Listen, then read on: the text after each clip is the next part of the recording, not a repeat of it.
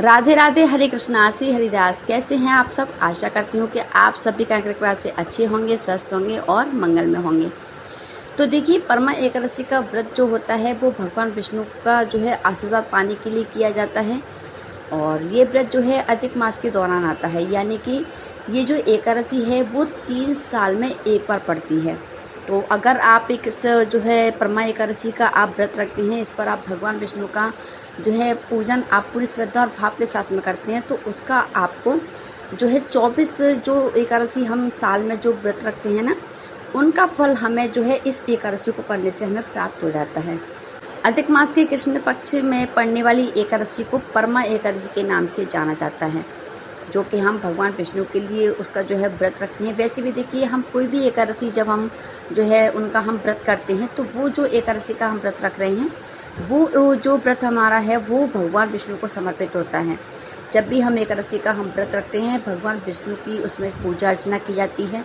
और अभी इस समय देखिए अधिक मास चल रहा है, और अधिक मास की जो स्वामी हैं वो जगत के पालनहार श्री हरि विष्णु हैं, जिनके लिए हम एकादशी का व्रत रखते हैं। और वैसे भी देखिए, अधिक मास को जो है अधिमास या फिर पुरुषोत्तम नाम से भी जाना जाता है, क्योंकि भगवान विष्णु को पुरुषोत्तम नाम से भी जाना जाता है, इसलिए इस मास को भी पुरुषोत्तम नाम से भी जाना जाता है। देखिए, परमा एकादशी जिसे सबसे सर्वोच्च एकादशी के नाम से जाना जाता है, जो सबसे शक्तिशाली और आध्यात्मिक रूप से समृद्ध करने वाली एकादशियों में से एक परमा एकादशी को नाम जो है मतलब दिया गया है। तो यदि आप परमा एकादशी का व्रत रखते हैं, तो इससे आपके सभी पाप नष्ट हो जाएंगे और आपको मनोवांछित आपको फल प्राप्त होगा। और वैसे भी देखिए, एकादशी जो है वो भगवान विष्णु को अति प्रिय होती है, और जो भी भक्त जो है एकादशी का व्रत पूरे नियम और पूरी श्रद्धा भाव के साथ में करता है, उसको जो है भगवान विष्णु का आशीर्वाद प्राप्त होता है और उसको मनोवांछित फल भी प्राप्त होता है। तो चलिए, सबसे पहले मैं आपको बता देती हूँ कि एकादशी का जो व्रत है वो कब रखा जाएगा। तो देखिए, एकादशी का जो व्रत है वो 12 अगस्त को रखा जाएगा। अब मैं आपको बता देती हूँ कि जो एकादशी की तिथि है वो कब से प्रारंभ हो रही है और कब तक वो तिथि जो है वो रहेगी। तो देखिए, एकादशी तिथि जो है वो 11 अगस्त सुबह 5:06 से जो है शुरू हो जाएगी, और इस तिथि का जो समापन है वो 12 अगस्त सुबह 6:31 पर होगा।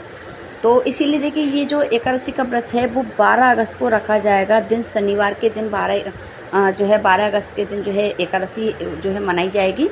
और देखिए, जब भी आप एकादशी का व्रत आप रखते हैं, तो आप इन चीज़ों का आप ध्यान रखें कि जब भी आप एकादशी का व्रत रखते हैं, तो आप उसकी जो एकादशी के व्रत के जो नियम होते हैं उनको आप 10वीं से ही जो है फॉलो करें। मैं हर बार जो है मैं वीडियो में बताती हूँ कि जब हम एकादशी का व्रत रखते हैं, तो उसका जो नियम होता है वो 3 दिन का होता है, 10वीं, एकादशी, द्वादशी।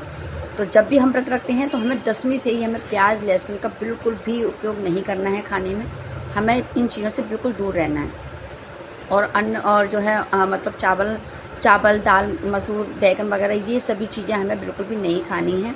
आप सात्विक भोजन ही करें, 10वीं के दिन भी आप सात्विक भोजन ही करें।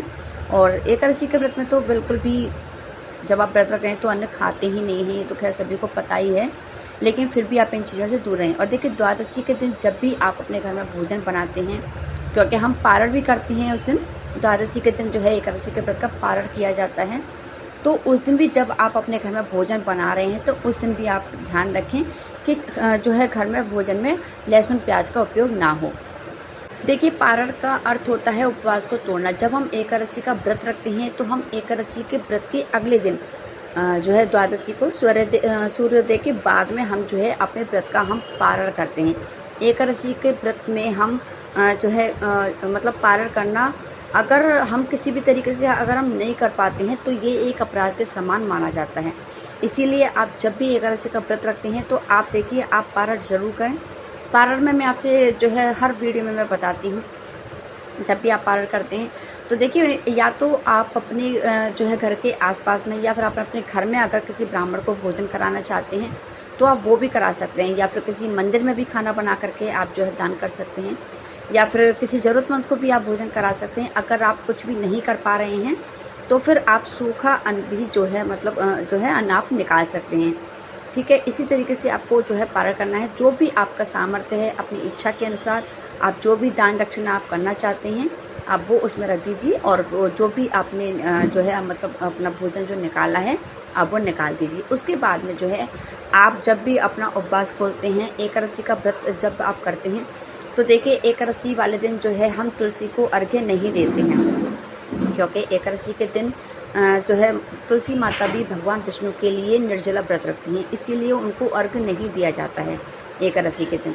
और एकादशी के दिन जो भी भक्त जो है व्रत रखते हैं तो उनको खासकर इस चीज़ों का ध्यान रखना है कि एकादशी के दिन वो किसी भी पेड़ पौधे की पत्तियों को ना तोड़ें और तुलसी जी के पत्तों को बिल्कुल भी ना तोड़ें, ना ही उनको स्पर्श करें। इन चीज़ों का आपको ध्यान रखना है, क्योंकि देखिए हम एक तरफ तो हम व्रत रख रहे हैं और दूसरी तरफ हम इन कामों को करते हैं, तो ये हमारी जो है व्रत को खंडित भी कर देती है। कभी कभी हमें जैसे कि हमें जो है जानकारी नहीं होती है, हमें पता नहीं होता है, तो हम इन चीज़ों को कर देते हैं, तो ये हमारे व्रत जो है इनसे खंडित हो जाता है। तो हमें खास ध्यान रखना है एकादशी के दिन, ठीक है।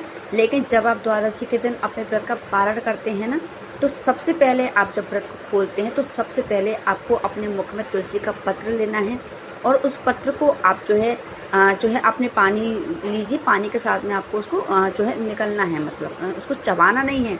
तुलसी के पत्र को कभी भी चबाया नहीं जाता है, उसको आपको निगलना है। तो इस तरीके से आपको अपने जो है एकादशी का व्रत आपने रखा है तो उसका आपको पारण इस तरीके से करना है। व्रत आप जब भी खोलते हैं, देखिए मैं अपना तरीका बता रही हूँ, क्योंकि मैं जब भी जो है व्रत रखती हूँ एकादशी का तो मैं इसी तरीके से खोलती हूँ। सबसे पहले मैं तुलसी माता का जो है एक पत्ता अपने मुख में रखती हूँ, फिर उसको जो है निकल लेती हूँ। उसके बाद में मैं जो भी अपना जो करती हूँ उसके बाद में करती हूँ। इसी तरीके से आपको भी करना है। जब भी आप एकादशी का व्रत रखते हैं तो आप तुलसी का पत्र लीजिए, सबसे पहले देखिए तुलसी के पत्र से ही जो है व्रत को खोल लीजिए, ठीक है। तो ये बहुत ही अच्छा रहता है। वैसे भी देखिए भगवान विष्णु को तुलसी माता जो है अति प्रिय हैं और तुलसी माता की जो है पूजा के बिना तो भगवान विष्णु की पूजा भी जो है अधूरी मानी जाती है, ठीक है। लेकिन हाँ, एकादशी के दिन हमें उनको अर्घ्य नहीं देना है, इन चीज़ों का भी हमें बहुत ध्यान रखना है। वैसे आप देखिए दीपक वगैरह आप जला सकते हैं, लेकिन अर्घ्य आप ना दें, क्योंकि उस दिन माता जो है तुलसी माता भगवान विष्णु के लिए व्रत रखती हैं। देखिए वैसे तो एकादशी जो है 11 अगस्त और 12 अगस्त दोनों दिन को मनाई जाएगी, लेकिन इस व्रत का जो पारण का समय है वो 13 अगस्त को ही है। 13 अगस्त को 5:49 से जो है शुरू हो जाएगा और 8:19 तक पारण का समय रहेगा। तो उतने बीच के टाइम में हमें पारण अपना करना है, लेकिन रहेगा 13 अगस्त को ही, ठीक है। देखिए ये अधिक मास की दूसरी एकादशी है और वैसे भी अधिक मास का जो है अपना एक विशेष महत्व होता है और एकादशी का महत्व और भी ज़्यादा बढ़ जाता है। जब अधिक मास में ये एकादशी का व्रत पड़ता है तो उसका महत्व और भी ज़्यादा बढ़ जाता है। जब हम जो है अधिक मास की एकादशी का व्रत रखते हैं, उस पर हम पूरे श्रद्धा भाव के साथ में भगवान विष्णु की पूजा अर्चना करते हैं, तो उससे हमारे पुण्य होते हैं उनका जो फल होता है वो कई गुना बढ़ जाता है। विष्णु को प्रसन्न करने के लिए बहुत ही उत्तम व्रत बताया गया है, तो आप भी इस व्रत को ज़रूर कीजिएगा। तो आज के लिए इतना ही। आशा करती हूँ आपको वीडियो पसंद आई होगी। अगर पसंद आई हो तो लाइक कमेंट शेयर जरूर करें। मिलती हूँ अगली वीडियो में। राधे राधे, जय श्री कृष्णा।